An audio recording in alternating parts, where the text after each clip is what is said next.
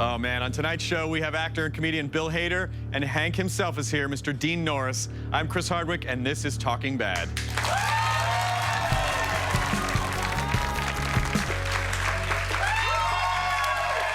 I do not feel good. I do not feel good. Welcome to Talking Bad. We found out so many things tonight. This episode tied up so many loose ends. First of all, Walt has $80 million, or had. Walt Jr. finally knows everything. Walt told Jesse about Jane. Hank is gone, Gomi's gone. On that night, we are honored to have him here tonight. Please welcome Bill Hader and Hank himself, Dean Norris. Stand up here. You're standing up for yourself. You're standing up for yourself. Oh, man. Man, the myth. I watched this episode yesterday, and I had to watch it in 15-minute chunks. I had to watch and then step away and regroup and then watch again. How did Vince explain to you that this is how Hank was going to go out? Well, we originally had the discussion about a year and a half ago, and he told me about what episode he'd be dying in. But at the beginning of the season, he sat down and he said, I'm going to tell you what happens, you know? And so we sits down in the room, and he takes about a half hour and talks it through, and really got to those last few lines, and I was like... But it was great, and he knew it, and they knew it, and it turned out exactly as he said. So. Do you think this was... Do you feel... I mean... Is this a good end for Hank or not a good end? Are you satisfied or not satisfied? I mean, knowing what the story is and everything, do you think this is how it should have happened? Getting shot in the head is a great way to end. You know what I'm saying? What a way to go. I thought it was a proper ending. Yeah, I thought it was a good way. I'm glad he got to say the F word, you know? Yeah. We always battle for that. We get one F word a season. So. And they drop the sound out. I know. What was it? Come on, we're grown up enough. Everyone has the internet. They know what it is. I gotta say, though, you know, Hank... I mean, you know, some of it was the writing, but most of it was your beautiful performance and your portrayal of this character who, in the beginning, you go, oh, I get who this guy is, this one-dimensional jock or whatever. And through the course of the show, you end up becoming one of the most complex characters on television. So what do you know, like, how did you see Hank, and how did it change for you over the years? Yeah, I mean, it changed because I always thought I almost needed to, like, re-audition for the role, because when I started, it was just kind of a jokey guy. And somewhere in the second season, we started doing the PTSD thing, and we realized that they were going to take him in a bigger direction. And Vince, you know, God bless him, wrote it, and he developed the character in a much more complex way. And thank goodness, because it was much more interesting to play as an actor, obviously. Yeah. So. Did you have any idea when you first got the job that that Hank was going to be this incredibly deep character with all this stuff going on? Yeah, no, and it's a lot more fun to play. But no, just kidding. It was but it was, and it kind of came. I think once they got Bob Odenkirk in there, and he could do, you know, did a lot of the comedy element of it, then I think they were free to allow Hank to not have to carry that load as much. So. What do you think is it said about Hank's character that he's basically going to standing up to the guy that's about to kill him? Well, that's Hank's thing. Hank's like the mirror image of Walt. I've always felt like he's super moral, and he's just like that dude, you know what I mean? He's just so, like, has a code, he follows it, and he's like kind of like, I don't know, he's just that's totally the only way Hank could go out, you know what I mean? I mean, watching so many people throughout the course of... I'm sorry, if that was Walt in that position, Walt would be like, I'll give you sexual favors. Anything you want, anything you want. I will do anything you want me to do. Literally anything. Whatever you want to my body right now in front of all these people, just please let me live. Kill me. And Hank's like, do it. And I'm like, I love it. The conversation about tonight's show is just beginning. It's rough. Hopefully you guys are going to be recovering. We're going to help you get through it. We want to hear from you at home. We're going to read your questions and comments and answer your phone calls. You can tweet us at TalkingAboutAMC. Pick up the phone and call us toll free at 1-855-535-8800. Later in the show, Vince Gilligan will deliver next week's fix, an exclusive tease about next week's episode. There's only 2 left after tonight. But first, one of the most shocking reveals tonight was about one of the series' baddest moments. Take a look. One of the baddest moments on Breaking Bad for me was when Jane choked on her own vomit and died. So, you know, that sucks. Jesse and Jane had just binged all night. So Walt comes desperately trying to wake up Jesse, shaking him, and during that time, Jane falls on her back and Walt stands there and watches it happen. Walt had to let Jane die because she was proving to be a major problem. She's trouble. She told him that she was going to burn him to the ground. And he had a window, he had an opportunity, problem solved. At that moment, the audience learned that Walt was capable of pretty bad things.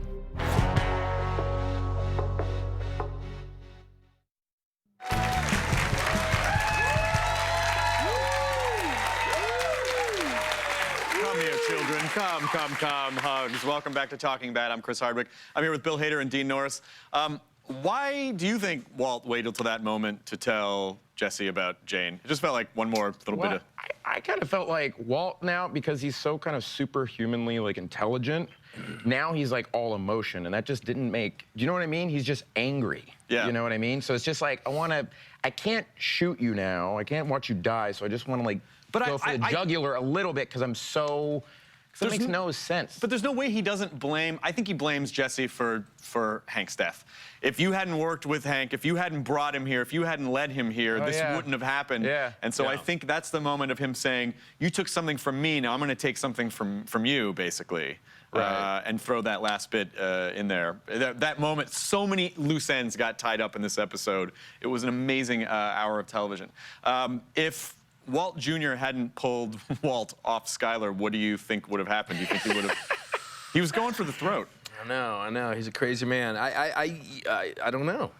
I always feel like, I don't know, I kind of feel like the whole thing is him doing this for his family, you know? And I'm always kind of like, his family is going to either like, he's going to get them killed, or he's going to actually kill them. Yeah. So that kind of like knife or phone moment. Oh, yeah. You know what I mean? You're like, knife or phone. I was like, if you pick up the knife, I was like, someone like is about to die. But that's what's so brilliant about the writers on that show, is I think they kind of know that's in your subconscious, and they dance with it a little bit. He's kind of a bad fighter, though. He lost a fight to Jesse Pinkman a couple times. He lost a fight to Skylar White. Horrible father. Oh, yeah, no, Really, yeah, he's kind of a pussy. Hank is a better father to his kids than Walt is. You know, he's a terrible father. Why he's a bad fighter? Okay. Oh, I thought you said father. Well, he hasn't really been a great father either. Since we're Well, where I come from, it's the same thing. Why do you think Walt took the baby? I think it's again. dick. I think it's the other thing of just that jugular. It makes no sense. It's just like, I'm mad at you. You've turned one kid against me. So how can I just? It's all emotion. It's just like, I'm gonna grab the kid and take her out. I'm not thinking clearly. What you said before the show was so funny, but it was actually... That's the most attention he's ever given that baby. That's the most attention. That's the most attention he's ever given that kid, is when he snatched it and ran out of the house with it. Yeah. I can't wait to hear all the Team Walt guys, you know, the Amber Alert people now. I hope they're all Team Walt now, that he stole his own kid, almost killed his own wife. Can't wait to hear the enablers now. No, that's a good question. So as actors, you know, obviously, we're playing characters, but is there any small part of you that's like, really, Team Walt still? Like, does that actually kind of get at you a little bit? Not really, because I think it's just fun to talk about it as a character, you know what I'm saying? But it gets me as a character when people, and it gets to Vince Gilligan. He says he's had enough of Walt, you know what I'm saying? He's had, and maybe even he's gotten to Brian, I don't know. But when you see people who say, oh, no, that guy's not that bad, he's not that bad, it's like, yes, he is. Yeah. You know, he's horrible. I really do think this last part of the season is Vince basically saying, oh, you still like Walt? Yeah. How about now? How about now? How about now? Yeah. I think we have a caller. Let's take a quick call. What's your name and where are you calling from? Hi, this is Caitlin. I'm from Gassville, Arkansas. Hi, what's your question? Well, before I ask my question, I just want to say, Chris, Dean, Bill, I'm huge fans of you guys. I love you. I wanted to ask, everything that Walt's done was for his family, and now that he's lost them, what does he have to live for? Oh, that's a good question. What does he have left? Well, I think he still thinks he has his family left. You think so? I think he still thinks that, yeah. Yeah, I mean, he has a big enough ego that he feels like he could win anything back. I think he's going to want his money back somehow, or he's going to try to figure out something. Well, but he knows he's going to die, so the money's not that important. He's doing the money really thinks for he's the gonna- family. Yeah, so he's got to, well, first of all, he's got to figure out how to get $70 million back from the Aryan Brotherhood. Well, you can live pretty well on $11 million. You can do fine with $11 But I feel million. like his just, I don't know, his just ego and his hubris is just like, that's mine. I don't know. I just feel like he just is that kind of guy. I still think, though, I still think he thinks he's doing it for his family. Yeah. I think he thinks that. But he's not a good, He's deluded. he's totally deluded. He's not a good dad. No, he's not. And he's like a chemistry teacher thing of just like absolutes of like, if I just say I love my kids, It'll work, yeah, if I that's just all I say need, I love my wife, then I'm a family man. And it's like, And if I he's give never them been a money, as family long as I man. give them money, as long as I give them Like, money, do I'm this. good. I'm a good family father. man. Yeah. The money's good. Okay, well, coming up, Vince teases next week's episode. I do want to shout out your Schrader Brow shirt is making me feel okay right now that you are wearing a Schrader Brow shirt, Dean Norris. We're going to find out if I can get one of those. We'll be right back in a few minutes. Did you order that online, or did someone send it to you? They gave this out as a second season.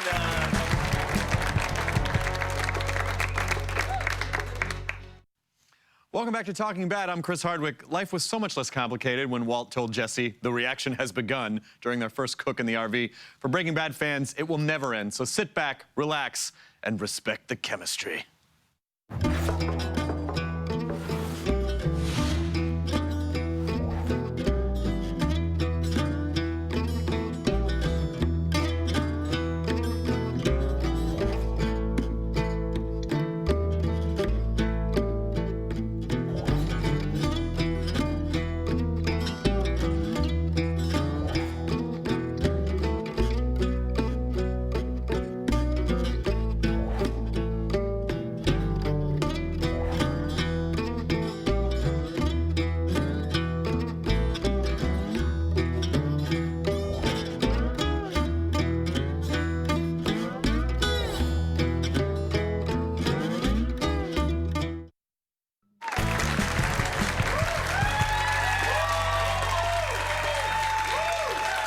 Welcome back to Talking Bad. As we told you guys, AMC Story Sync is an interactive two-screen experience that enhances the premiere of each new Breaking Bad episode with snap polls, trivia, and even a Walter White success probability matrix. It's a pretty fun way to watch a show, so check it out at BreakingBadStorySync.com. I'm back with Bill Hader and Dean Norris. I mean, this episode, like, starting with the first, that they recreated the first season, basically, where you see how far the show has come.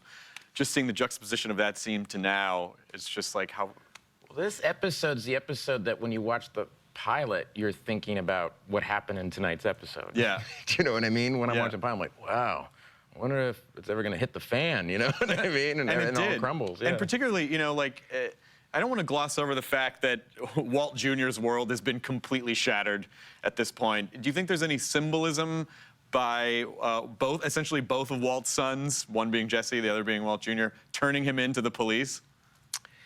I don't know if there's symbolism. I mean, I think that's part of the consequences of the choices that Walt took, and that his own blood son is willing to who gave him a lot of free reign, I think, throughout the series, but now has gotten to the point where he's like, F it, man, I'm calling the police. That might be one of the saddest.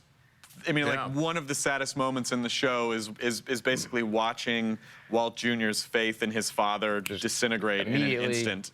Although Yeah. it's speaking of bad father, I've always felt that he was a better father to Aaron, to Jesse Pinkman than he was to his own kid. Yeah. I never felt, that he was a good father to Walt Jr. Yeah.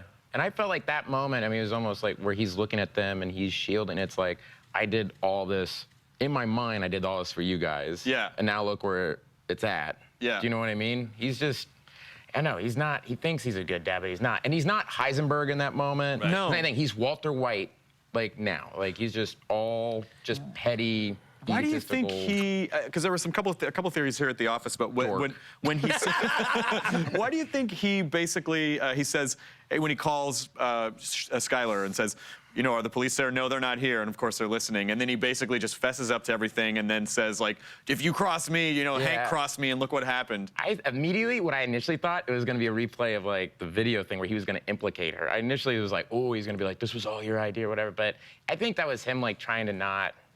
It was so, like, that's what I mean. Like, that's why I keep going back and forth. He's so smart and he's, like, extraordinarily, like, brilliant that, of course, he has to know the cops are there, right? Right. And that he has to kind of know that that he's just trying to distance himself. Like, he talks like a movie bad guy in that moment. Right. Like, he doesn't talk like a normal, So you think and he's he so broken up and crying. I mean, he's. Do you think he was doing that to keep blowing the heat off of Skylar?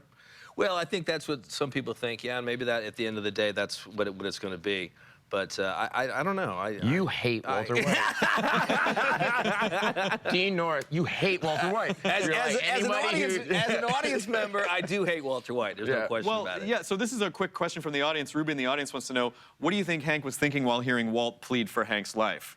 Well, I tell you what, that was the one moment watching this episode. The one moment where I actually went, "Wow, he redeemed himself." I can't say completely, but it was the one time he actually redeemed himself. Yeah. When he was willing, and the reaction was brilliant. I thought when he falls to the ground, it's like his whole world has been crumbled because now finally it did hit his family, And I thought that was the one moment where Walter White was really a sweet guy, a good guy in his own way. For a split second. For a split second. And then he went, and then he got crazy And again. he went crazy. I mean, again, I'm so sorry that you died. I'm so sorry that you died. Yeah. But I do want to kind of tie this into the Breaking Bad Alchemy ebook. Is this guide here? There is actually a death timeline on it. So if How you go, sweet. Hey, congratulations, buddy.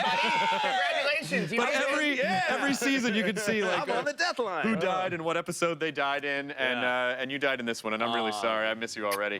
The great. book That's updates sweet. Every week, so keep checking in the last 2 episodes. Oh my God, I'm gonna need therapy after the last 2 episodes. You can download this at BreakingBadStore.com, and while you're there, you can order this Los Pollos Hermanos T-shirt, and everyone in the audience is getting one of these, by the way. This one's too big for me because I'm frail and weak. But coming up in a few minutes, Vince is going to tease next week's episode. We'll be right back.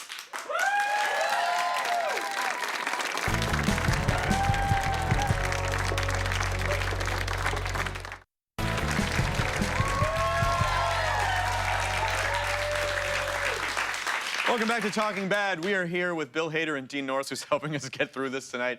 As we mentioned, security this season is so nuts that we can't even show you a sneak peek of what happens on Breaking Bad, so we don't give anything away. So Vince Gilligan's going to deliver his exclusive tease about next week's episode that you can only see here. Here's next week's fix. It's on. Hi, I'm Vince Gilligan, and there are now only 2 episodes left of the final season of Breaking Bad. And now it's time for next week's fix. Our next episode is titled Granite State. And in it, look for Walt to get a new pair of glasses. I think you're gonna dig it. What the hell does that mean? That's it? That's nothing. What do you think happens? I'll tell you what happens. Come on, please, yeah. What do you think happens in the last 2 episodes, Phil? Well, initially it was kind of cool because it was Jesse and Hank versus Walt, and now it's going to be Jesse and the cartel, Right. and crazy, creepy Todd versus Walt. Yeah, Todd's Buffalo Bill moment. Buffalo Bill. Yeah. Precious. Yeah. But I also think the what do you call it, the ricin Yeah. thing? Yeah. I think it's gonna go in that Rice and woman's. beans. I think it's gonna go in the girl's tea. Lydia, you think it's going to go in They Lydia? keep making a big deal about her tea. Lydia Rodart Quayle? It could. I don't know. I don't know. We haven't seen her for a while, so I mean, we saw her for a minute They last week. always talk about her tea. It's always like close-ups of So her you think tea there's bag. going to get her? Don't forget, this is the network that brought you the Walking Dead, so maybe Hank comes. Maybe Hank comes back. He's like, but he still has the lamp. I've always he still said- has the lamp. Like, You know, I've always said someone. I've always said someone could try to be synthesizing Walt's meth, and that creates a zombie apocalypse, which then leads in. It's all a prequel. yeah, to The Walking Dead. you see that. Oh, people would be so mad. They're like, "How could you do that? Really? How could you make it a supernatural show?" No one would see that. What was the most difficult scene to shoot for you of the series? Was it the phone call to Marie? Wow. Well, that was the most emotional scene. I think the most difficult. Yeah, that was tough. The fight scene with Walt in the beginning of this was the most difficult scene, and that was a hard scene satisfying at the end, but a hard scene to shoot. But yeah, saying goodbye to Betsy was, it was just tough. Yeah. Yeah. Well, I think I speak for everyone when I say thank you so much for being on the show. And also, on behalf of America, Jesus, Marie, they're minerals. From us to you. Thank you so much for everything that you've done on the show. We're going to continue talking on the web version. That's it for Talking Bad. Please thank my guest, Bill Hader. His new movie, Cloudy with a Chance of Meatballs 2, is in theaters September 27th. You can see Dean Norris in the finale of Under the Dome tomorrow night on CBS. Join us next week. My guest will be Adam Scott, Badger himself, Matt Jones, and from Comic Book Men, Brian Johnson. Stay tuned for an encore presentation of Breaking Bad. And tomorrow, go to amctalkingbad.com to check out highlights from tonight's episode, as well as this all-new 15-minute bonus. We're going to talk for like 15 more minutes. All right, no great. commercials, no breaks. It'll be on the internet. I'm Chris Hardwick. Thank you so much for joining us. I'm sending you guys huge hugs. I know this was a tough one to get through. We all felt it together. We have 2 left. We'll do it, guys. I'm Chris Hardwick at Nerdist. Good night.